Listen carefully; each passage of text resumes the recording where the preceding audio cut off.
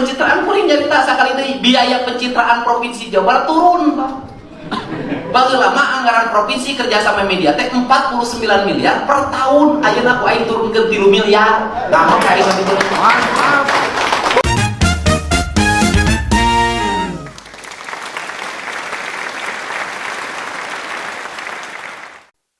Assalamualaikum warahmatullahi wabarakatuh. Salam Om Swastiastu, Namo Buddhaya, salam kebajikan dan salam sejahtera untuk kita semua.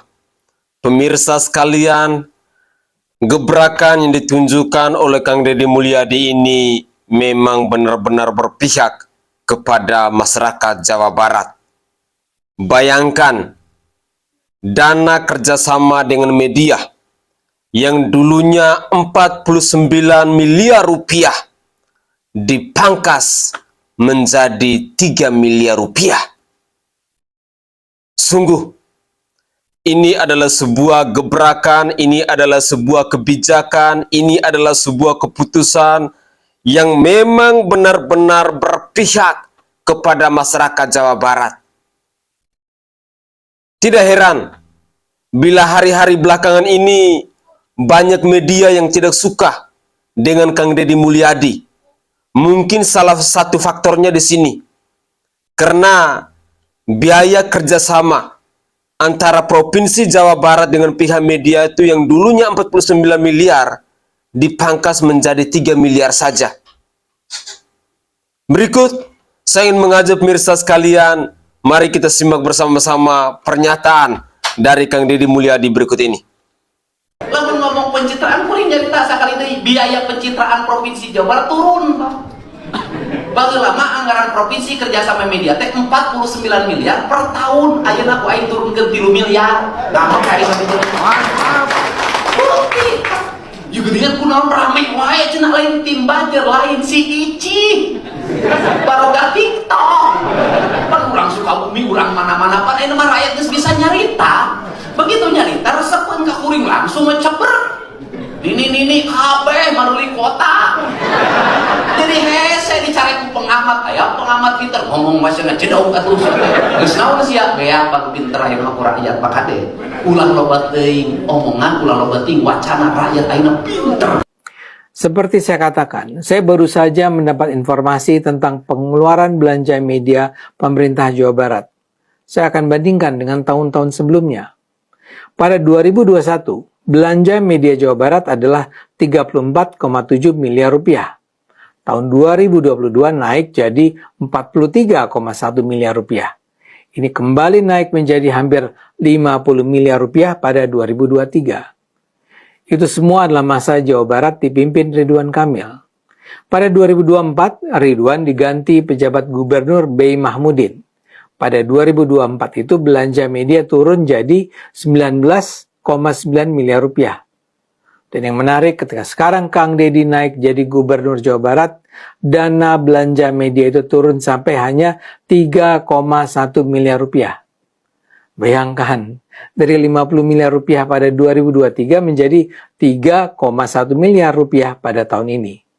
Ini kan penurunan yang luar biasa. Ini berarti Kang Deddy memilih merealokasikan dana belanja daerahnya untuk program-program lain, serta menurunkan secara drastis uang untuk dibagi-bagikan kepada media.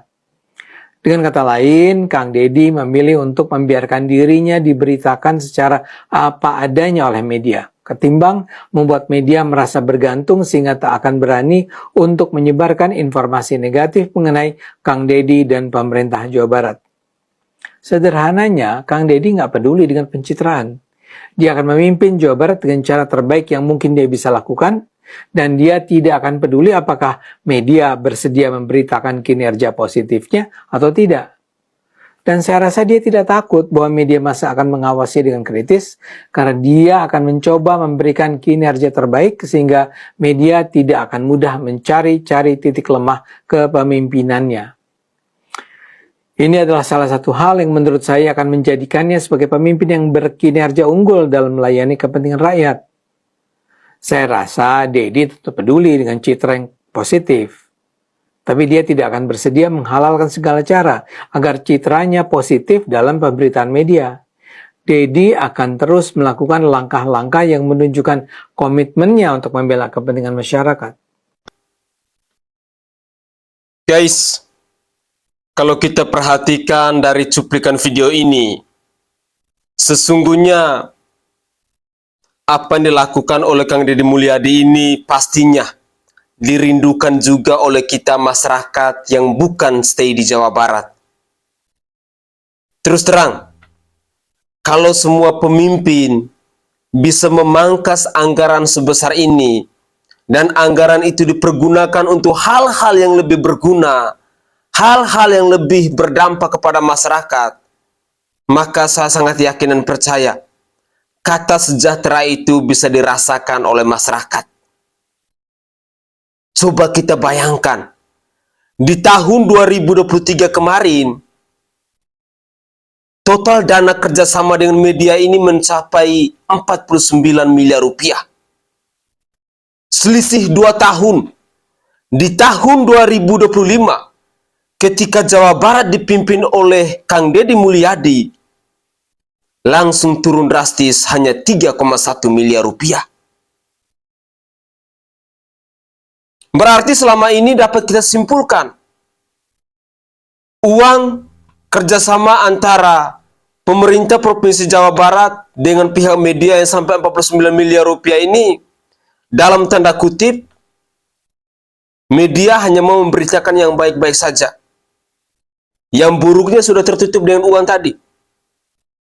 Ya pantas saja, bila hari ini kita menyaksikan bagaimana gebrakan-gebrakan baru, keputusan dan kebijakan dilakukan oleh Kang Deddy Mulyadi, dinilai oleh beberapa media hanyalah pencitraan semata.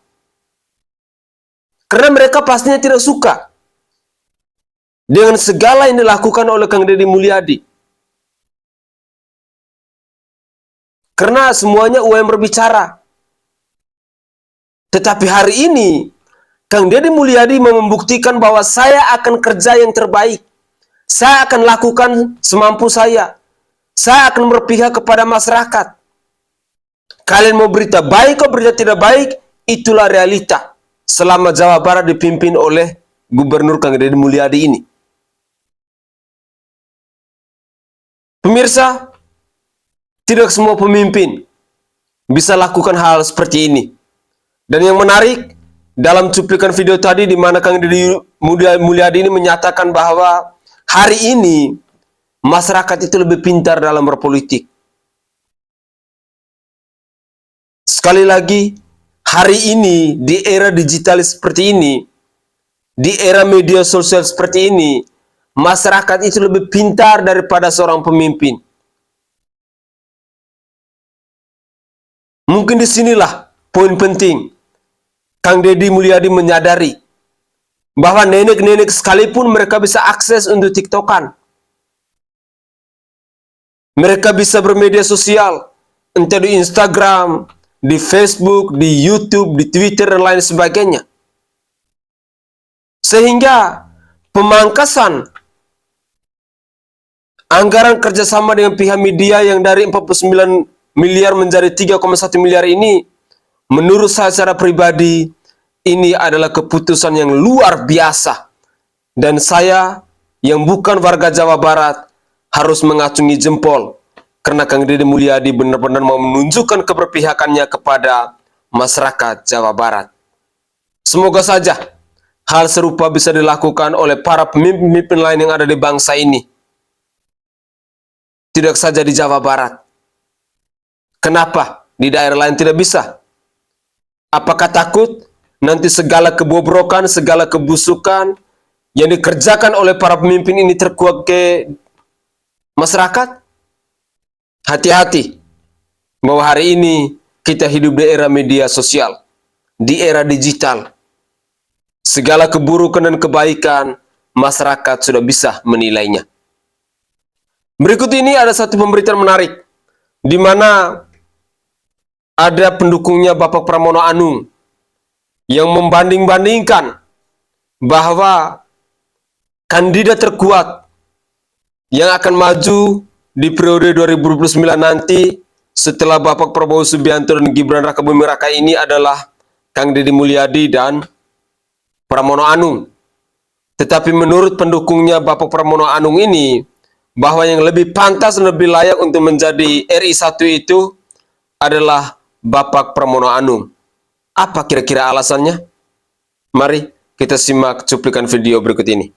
Kalau ditanya siapa sih yang paling potensial untuk maju di 2029 sebagai RI1 dan RI2 selain Prabowo dan Gibran, ya jelas Pramono Anung dan Deddy Mulyadi. Tapi kalau boleh diadu antara Pramono Anung dan Deddy Mulyadi, ia lebih unggul Pramono Anung. Ini 3 hal kenapa sih Pramono Anung lebih unggul dibanding Deddy Mulyadi kalau Pilpres diadakan hari ini. Pertama, menurut gue cara menghadapi oposisi. Pramono Anung itu lebih diplomasi dan lebih merangkul oposisi. Sementara Deddy Mulyadi itu lebih ekstrim dan cenderung memberantas oposisi. Menurut gue, cara merangkul dan berdiplomasi dengan oposisi lebih dibutuhkan Indonesia saat ini. Contohnya, selama Pramono Anung memimpin, belum pernah sedikit pun beliau menjelek-jelekan proyek yang dikerjakan oleh Anies Baswedan. Sementara Deddy Mulyadi baru beberapa bulan memimpin, langsung membongkar semua kejelekan yang dilakukan oleh Ridwan Kamil. Menurut gua nomor 2, Deddy Mulyadi itu terlalu over publicity, dikit-dikit dikontenin. Era sekarang, proportional publicity lebih penting dibanding over publicity, karena akan jauh lebih efektif proportional publicity. Jadi buat publisitas sewajarnya aja, seperti yang dilakukan oleh Pramono Anung. Nah terakhir, menurut gua efektivitas komunikasi. Menurut gua Pramono Anung ini sangat efektif dalam berkomunikasi terhadap dinas-dinas terkait. Dengan cara lebih kalem dan efektif, menurut gue Pramono Anung lebih dibutuhkan untuk maju sebagai RI1 atau RI2. Sementara Deddy Mulyadi, bupatinya pergi ke Jepang aja dikontenin, jadi heboh kan? Oleh karena itu, kalau Pilpres diadakan hari ini, menurut gue akan jauh unggul Pramono Anung dibanding Deddy Mulyadi. Menarik pernyataan dari pemuda yang satu ini. Saya tidak tahu apakah beliau ini mengungkapnya datang dari hati nurani ataukah karena rasa sakit hati melihat lawannya ada yang tersaingin.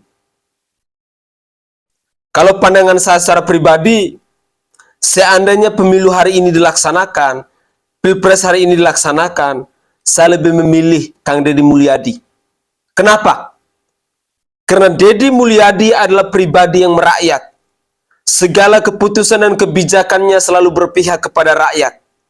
Dan uniknya Deddy Mulyadi, di mana rakyatnya sedang mengalami masalah, sedang mengalami musibah, sedang mengalami bencana, seorang Deddy Mulyadi akan berada di tengah-tengah rakyatnya, membangun komunikasi, menyelesaikan persoalan, memberikan solusi, sehingga rakyat pun merasa puas. Lalu kenapa saya tidak akan memilih Bapak Pramono Anung? Pramono Anung di mata saya penuh pencitraan, selalu jaga jarak dengan rakyatnya. Contoh kayak kemarin, ketika Jakarta sedang banjir, Wakil Gubernurnya Rano Karno, banjir hanya setinggi lutut, harus turun pakai perahu karet, dikawal dengan beberapa ajudan. Sementara Pramono Anung pantau Jakarta dengan menggunakan helikopter, jaga jarak dengan masyarakat. Padahal dulu, sebelum menjadi gubernur di Jakarta, datang ngemis ke tengah masyarakat, meminta dukungan, tidak menjaga jarak dengan masyarakat. Tetapi ketika sudah menjadi orang nomor 1 di Jakarta, malah menjaga jarak. Itu baru Jakarta. Belum Indonesia. Belum dari Sabang sampai Merauke, dari Pulau Miangas sampai Pulau Rote. Seorang Pramono Anung bagi saya sama sekali tidak ada keberpihakan kepada masyarakat. Tetapi kalau Kang Deddy Mulyadi, hari ini tidak saja menjadi kebanggaan orang Jawa Barat, tetapi kami yang bukan warga masyarakat Jawa Barat juga merasa bahagia, merasa senang, karena ada contoh-contoh pemimpin, ada figur-figur pemimpin yang menjadi inspirasi buat kami generasi penerus bangsa. Karena figur pemimpin seperti inilah yang diharapkan oleh kami yang rakyat jelata ini. Kami mengimpikan bahwa seorang pemimpin harus benar-benar bisa memihak kepada rakyatnya. Segala keputusan, segala kebijakan selalu berpihak kepada rakyat. Itulah yang ditunjukkan oleh Kang Deddy Mulyadi hari ini. Bagaimana buah pikiran dari pemirsa sekalian? Apakah akan mendukung Kang Deddy Mulyadi ataukah Bapak Pramono Anung? Kalau saya secara pribadi, saya akan mendukung Kang Deddy Mulyadi seandainya Pilpres dilaksanakan hari ini. Berikut ini ada beberapa komentar dari netizen yang ditujukan kepada Kang Deddy Mulyadi, dan mari kita simak bersama-sama. Kang Deddy, dengerin ya. Anda ini udah bikin kesal rakyat Banten loh. Gara-gara Anda kerjanya terlalu keren. Jadi kami lihat pemimpin-pemimpin kami di Banten, gubernur kami di Banten terlihat melehoy. Ini gara-gara Kang Deddy nih. Kerjanya terlalu keren. Tuh netizen tuh 75%. Tuh pengen Kang Deddy tugas di Banten tuh. Kang Deddy, ini mah Kang Deddy ini mah nggak embrut nih, yang embrut gubernur Banten ini. Tuh 75% suara netizen mendukung Kang Deddy tukeran di Banten. Di kami rakyat Banten nambah Kiai Imad, Kang Deddy. Kiai Imad nanti ke Jabar sama gubernur Banten, Kang Deddy yang ke Banten. Tuker tambah. Kang Deddy, tuker tambah ya. Warga Jawa Barat ya. Tuker tambahan aja ya. Kami warga Banten nambah Kiai Imad. Gubernur dan Kiai Imad kirim ke Jabar. Kang Deddy kirim ke Banten. Oke, warga Jabar, salam brut. Wilujeng enjing, assalamualaikum, sampurasun. Semoga pagi hari ini dalam keadaan sehat. Selamat berolahraga bagi yang pagi ini menikmati hari Minggu, hari libur berolahraga. Selamat menjalankan ibadah pada hari ini yang pergi ke gereja. Dan juga tetap selamat bekerja, mencari rejeki orang yang tidak pernah mengenal namanya libur. Sopir, ojek online, Grab, atau siapapun yang bukan kerja formal yang harus mencari rejeki tanpa mengenal namanya libur. Semoga Anda semua diberkahkan. Hari ini saya tidak di Lembur Pakuan ya. Saya hari ini lagi di Gedung Pakuan, Balai Pakuan di Bandung, karena saya memutuskan hari Minggu di sini untuk menyelesaikan beberapa hal yang saya fokuskan di Kota Bandung. Hari Senin besok saya keliling lagi ke kabupaten-kabupaten lain untuk menyelesaikan problem-problem warga secara bersama, tentunya bukan saya sendiri. Kenapa sih Kang Deddy harus selalu turun aja, selalu turun? Di kita ini memang harus segera dimulai dengan contoh. Kalau tidak dicontohi, tidak turun, susah selesai. Atau pakai metodologi birokrasi melalui pendekatan formal berjenjang dan terstruktur, perlu waktu yang panjang. Saya ingin menempuh hal-hal itu dilakukan dengan cepat, tidak terlalu rumit, dan tepat sasaran. Ini yang saya lakukan karena kita ingin melakukan percepatan, bukan melakukan kinerja birokrasi saja, tapi kinerja sosial untuk memenuhi keinginan psikologi publik. Agar apa? Agar semua orang bisa menjalankan hak dan kewajibannya secara baik. Untuk seluruh masyarakat Jawa Barat, saya menyampaikan permohonan maaf apabila saya setiap hari membuat kegaduhan dengan berbagai langkah dan kebijakan yang tentunya banyak yang tidak menyukainya. Dan banyak yang mereka secara terbuka melakukan otokritik, dan saya menerima otokritik itu dengan baik karena sahabat yang baik adalah sahabat yang mengingatkan. Tetapi juga banyak publik yang punya harapan terpuaskan. Dan saya pemimpin hidup di antara dua, yang suka dan yang tidak suka, yang menyetujui dan tidak menyetujui. Dan kedua-duanya adalah warga saya, warga rakyat Jawa Barat. Meskipun sekarang yang rajin berkomentar bukan hanya rakyat Jawa Barat saja. Itu hak setiap orang, karena eranya sudah era digital, era media sosial. Setiap kegiatan bisa dilihat oleh seluruh warga dunia. Yang penting apa yang kita lakukan bermanfaat. Ya, yuk kita semangat hidup, jangan berprasangka buruk, berprasangkalah baik, agar hati kita tenang, tentram, dan bahagia. Pokoknya salam untuk semuanya, sehat selalu. Kata-kata dari Kang Deddy Mulyadi ini memang sangat menyejukkan hati kita. Saya seringkali setiap pagi, ketika saya bangun pagi, saya mencoba postingan-postingan terbaru dari Kang Deddy Mulyadi. Dan hampir setiap hari, di pagi hari, Kang Deddy Mulyadi selalu menyapa warga Jawa Barat sebelum beliau beraktivitas. Ini merupakan contoh pemimpin yang peduli dengan rakyatnya. Tidak semua pemimpin bisa secara rutin memberikan sapaan pagi kepada warganya. Tetapi seorang Deddy Mulyadi, Gubernur Jawa Barat ini mampu melakukan itu. Dan ini merupakan contoh branding politik yang benar-benar sangat luar biasa yang dilakukan oleh Kang Deddy Mulyadi. Poin yang kedua, saya secara pribadi melihatnya begini.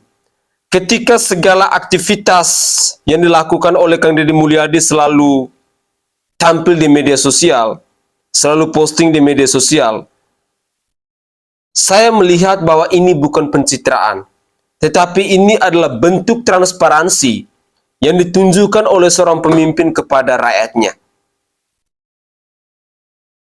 Sehingga rakyatnya pun tahu, oh, gubernur sehari ini melakukan pekerjaan A, B, C, dan D. Oh, gubernur sehari ini sedang melakukan kunjungan ke tempat ini, dan ini. Dan pada akhirnya, rakyat pun tahu bahwa perkembangan setiap hari yang dilakukan oleh pemimpinnya itu memang berdampak positif. Rakyat pun jadinya tahu, kalau ada keputusan ataupun kebijakan yang salah, rakyatnya akan bersuara, memberikan kritikan, memberikan masukan kepada pemimpinnya. Seringkali di bangsa ini, kita menemukan oknum-oknum pemimpin yang jaga jarak dengan rakyatnya. Di saat ada musibah, di saat ada bencana, pemimpinnya hanya datang, intip dari dalam kaca mobil. Jaga jarak dengan rakyatnya. Dan hal itu seringkali kita temukan di bangsa ini. Tetapi berbeda dengan Kang Deddy Mulyadi. Makanya tidak salah ketika masyarakat Jawa Barat semakin hari semakin mencintai Kang Deddy Mulyadi. Bahkan yang jatuh cinta dengan Kang Deddy Mulyadi ini bukan hanya masyarakat Jawa Barat. Kalau kita mau baca berbagai macam komentar di platform media sosial itu, hampir di seluruh Indonesia ikut terpesona dengan gaya kepemimpinan yang ditunjukkan oleh Kang Deddy Mulyadi. Pesan saya untuk generasi penerus bangsa ini, untuk kalian-kalian yang mungkin saat ini sedang meniti karir dalam dunia politik, dalam dunia pemerintah, tolonglah jadikan Kang Deddy Mulyadi itu sebagai inspirasi buat kalian. Karena pemimpin seperti Kang Deddy Mulyadi ini sangat sukar kita temukan di bangsa ini. Sehingga saya secara pribadi mau katakan bahwa semoga saja segala keputusan dan segala kebijakan yang diambil oleh Kang Deddy Mulyadi hari ini tidak saja dirasakan oleh masyarakat Jawa Barat, tetapi bisa dirasakan oleh seluruh lapisan masyarakat yang ada di Indonesia. Karena kami, rakyat Indonesia, merindukan figur pemimpin, sosok pemimpin yang merakyat, pemimpin yang tidak jaga jarak dengan rakyat, pemimpin yang selalu berada di tengah-tengah rakyat, ketika rakyatnya sedang mengalami musibah, bencana, dan lain sebagainya. Mungkin itu saja komentar singkat dari saya. Semoga saja cuplikan video ini bisa bermanfaat bagi kita semua.